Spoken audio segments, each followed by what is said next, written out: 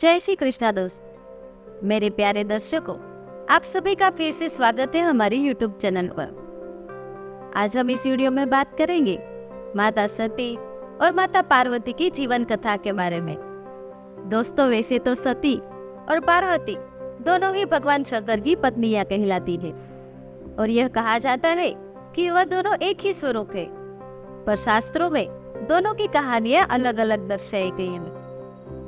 तो चलिए जानते हैं इस वीडियो में पुराणों में वर्णित माता सती और माता पार्वती की कहानी। माता पार्वती की कहानी जो भगवान शंकर के साथ संबंधित है, वह एक शक्ति का अवतार है। साथ ही भगवान कार्तिकेय और भगवान गणेश की माँ भी, उन्हें देवी माँ भी कहा जाता है। दरअसल माता पार्वती जो पूर्व जन्म में राजा दक्ष प्रजापति की पुत्री थी और उस जन्म में भी वो भगवान शंकर की पत्नी थी। उस समय उसका नाम था सती। सती ने अपने पिता दक्ष प्रजापति के यज्ञ में अपने पति का अपमान न सहन कर पाने के कारण स्वयं को योग अग्नि में भस्म कर दिया था और तत्पश्चात वह हिम नरेश हिमावत के घर पार्वती बनकर अवतरित हुई थी। दोस्तों, ऐसा कहा जाता है राजा दक्ष के अन्य गुणवान पुत्रियां होने के बावजूद वे अपने घर में एक ऐसी पुत्री चाहते थे जो सर्वगुण संपन्न एवं सब पर विजय प्राप्त करने वाली हो। अतः दक्ष इस प्रकार की पुत्री की चाहत में तप करने लगे। तप करते करते अधिक दिन बीत गए तो माँ भगवती प्रकट हुई। उन्होंने कहा, मैं तुम्हारे तप से प्रसन्न हूँ। और माँ भगवती ने तप करने का कारण पूछा।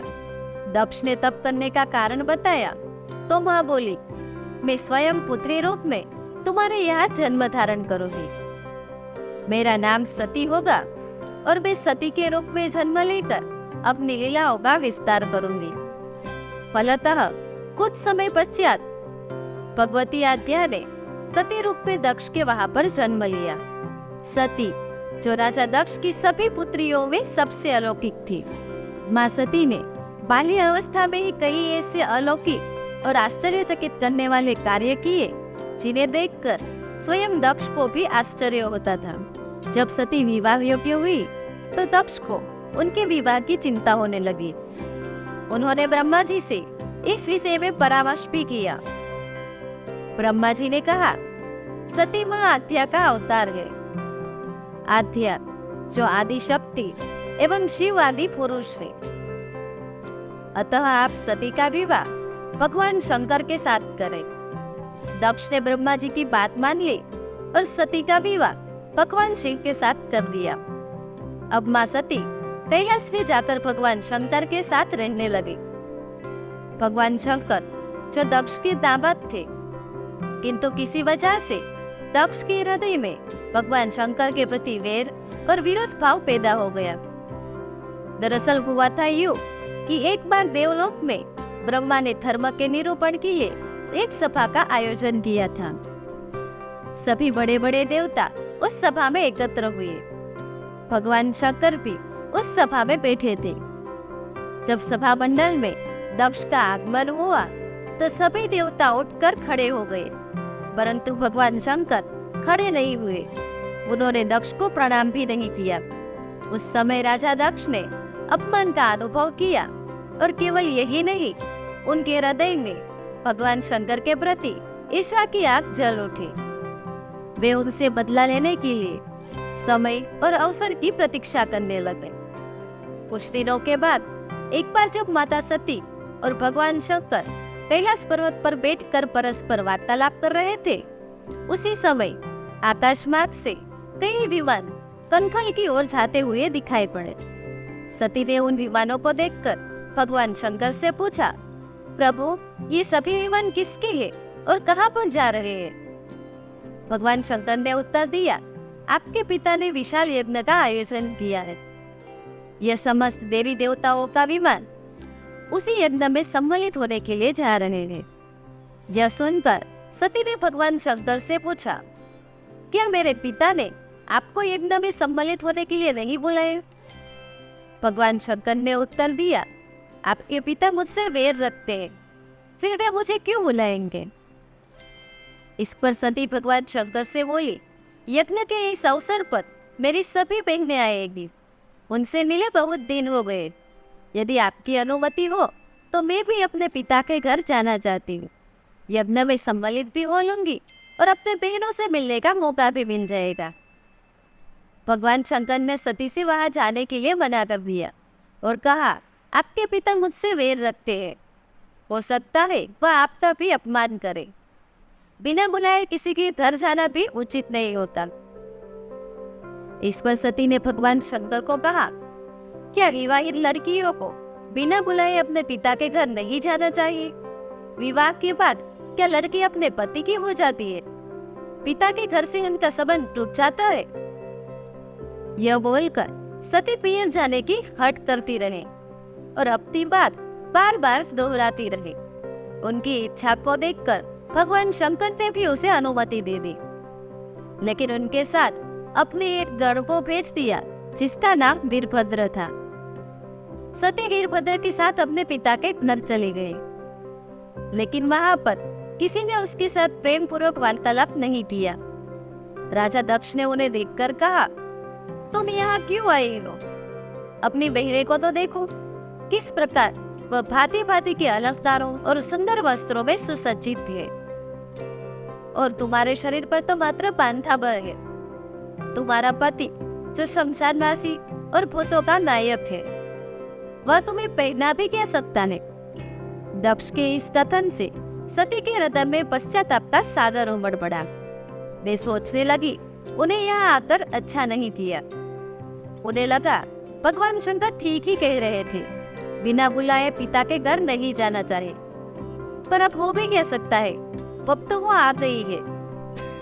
पिता के इस अपमानजनक शब्द को सुनकर भी वह मौन रहे और सती उस यज्ञ मंडल में गई जहाँ पर जलती हुई अग्नि में आहुतियां डाली जा रही थी। उस यज्ञ मंडप में सभी देवताओं के लिए विशेष जगह बनाई गई, शिवाय भगवान शंकर के। भगवान शंकर का स्थान न देखकर सती ने अपने पिता से कहा, पिताजी, यज्ञ में तो सबका स्थान दिखाई पड़ रहा है, किंतु कैलाशपति का नहीं। आपने उनका स्थान क्यों नहीं रखा?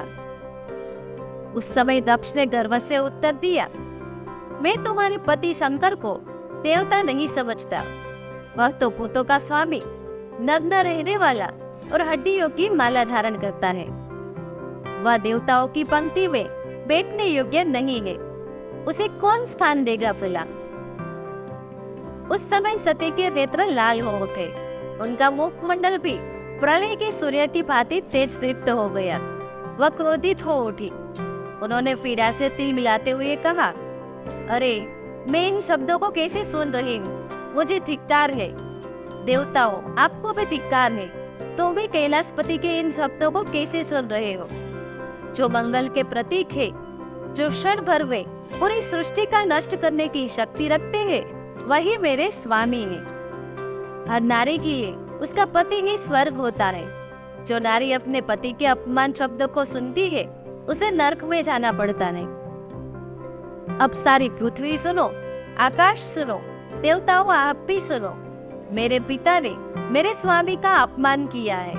अब मैं एक क्षण और भी जीवित रहना नहीं चाहती। सती अपने इस कथन को समाप्त करते हुए यज्ञ कुंड में कूद पड़ी। चलती हुई आहुतियों के साथ उनका शरीर भी चलने लगा। पूरे यज्ञ मंडप में खलबली मच गई। देवता उठकर खड़े हो गए और वीरभद्र क्रोध से कांप उठे। पूरे यज्ञ मंडप में भागदौड़ मच गई। वीरभद्र ने देखते ही देखते दक्ष का मस्तक काटकर फेंक दिया और यह घटना भगवान शंकर को मालूम हुई। वे प्रचंड आंधी की क्रांति के भांति कनखल जा पहुंचे। सती के चलते हुए शरीर को देखकर भगवान शंकर अपने आपे से बाहर हो गए। उनका मन बिल्कुल व्याकुल हो गया और वह सती के प्रेम में खो गए और बेसुध हो गए। भगवान शंकर ने उन्मत्त की भांति सती के चलते हुए शरीर को कंधे पर उठाया और वह सभी दिशाओं में भ्रमण करने लगे। शिव और सती के इस अलौकिक प्रेम को देखकर सारी पृथ्वी रुक गई, हवा रुक गई, जल का प्रवाह ठहर गया और देवताओं की सांसें भी रुकने लगी। पूरी सृष्टि व्याकुल हो उठी। चारों ओर त्राहिमाम त्राहिमाम हो गया। इस भयानक संकट को देखकर सृष्टि के पालनहार भगवान विष्णु आगे आए और उसने भगवान शंकर की बेसुधी में अपने चक्र से सती के एक एक अंग को काटकर गिराने लगे। धरती पर जिन स्थान पर सती के यह अंग गिरे वहां पर आज शक्तिपीठ स्थित है। आज भी उन स्थानों पर सती का पूजन किया जाता है और उनकी उपासना होती है। धन्य है ऐसा भगवान शंकर और सती का प्रेम जो अमर और वंदनीय बन गया है। लेकिन दोस्तों, सती ने भी शरीर का त्याग करते समय एक संकल्प किया था कि मैं राजा हिमालय के वहां पर जन्म लेकर भगवान शंकर की अर्धांगिनी बनूंगी। और उस तरह से दूसरे जन्म में उसने माता पार्वती बनकर हिम नरेश हिमावत तथा बेनावती की पुत्री के रूप में जन्म लिया। वह पर्वतराज की पुत्री होने के कारण माता पार्वती कहलाई। पार्वती के जन्म का शुभ समाचार सुनकर देवर्षि नारद उनके घर पधारे और उन्होंने हिम नरेश को बताया कि तुम्हारी यह कन्या सर्वगुण संपन्न है तथा इसका विवाह भगवान शंकर से होगा। किंतु भगवान शंकर को पति के रूप में प्राप्त करने के लिए तुम्हारी पुत्री को पर तपस्या करनी होगी। स्वयं हिम नरेश भी यही चाहते थे कि उसका विवाह भगवान शंकर के साथ हो। नारद मुनि के मार्गदर्शन के साथ वह तपस्या करने के लिए तैयार हो गई। माता पार्वती भगवान शंकर को अपने पति के रूप में प्राप्त करने के लिए वन में तपस्या करने चली गई। अनेक वर्षों की कठोर तपस्या के पश्चात जब भगवान शंकर माता पार्वती की भक्ति से प्रसन्न हुए तो उसने उनकी परीक्षा लेने का सोचा। भगवान शंकर ने पार्वती के प्रेम की परीक्षा लेने के लिए सप्त ऋषियों को माता पार्वती के पास भेजा। उन्होंने माता पार्वती के पास जाकर उन्हें समझाने का प्रयत्न करने लगे। उन्होंने कहा, भगवान शंकर जो एक औघड़ अमंगल वेशधारी और जटाधारी है, वे तुम्हारे लिए एक उपयुक्त वर नहीं है। उनके साथ विवाह करके तुम कभी सुख की प्राप्ति नहीं कर पाओगे। तुम उनका ध्यान करना छोड़ दो। किंतु माता पार्वती अपने विचारों में दृढ़ रही। उनकी दृढ़ता को देखकर सप्त ऋषि अत्यंत प्रसन्न हुए और उन्हें सफल मनोरथ होने का आशीर्वाद देकर वह भगवान शंकर के पास वापस आ गए। दूसरी ओर भगवान शंकर भी माता पार्वती के अपने पति इस दृढ़ प्रेम को सुनकर अत्यंत प्रसन्न हुए। वे दूसरे रूप में आते हैं और भगवान शंकर की बुराई भी करने लगते हैं, परंतु माता पार्वती अपना फैसला नहीं बदलती, जिस कारण से भगवान शंकर माँ पार्वती की भक्ति से खुश होते हैं और उन्हें अपने जीवन साथी के रूप में स्वीकार करते हैं। तत्पश्चात निश्चित दिन पर भगवान शंकर बारात लेकर हिमालय के घर आए। तब वह बैल पर सवार थे। उनके एक हाथ में त्रिशूल और एक हाथ में डमरू था। उनकी बारात में समस्त देवताओं के साथ भूत प्रेत और पिशाच आदि भी थे। सारे बाराती नाच गा रहे थे। माता पार्वती और भगवान शंकर का विवाह हुआ और वह कैलाश पर्वत पर सुखी सुखी रहने लगे। तो दोस्तों, यह थी भगवान शंकर एवं माता पार्वती की कहानी कि कैसे माता पार्वती ने भगवान शंकर को पति के रूप में प्राप्त किया और उनके लिए कितने व्रत भी रखे। दोस्तों, आज भी यह देखा जाता है कि हमारी कितनी माताएं और बहनें माँ पार्वती और माँ गौरी का व्रत करती है ताकि उन्हें एक अच्छा जीवन साथी मिल सके।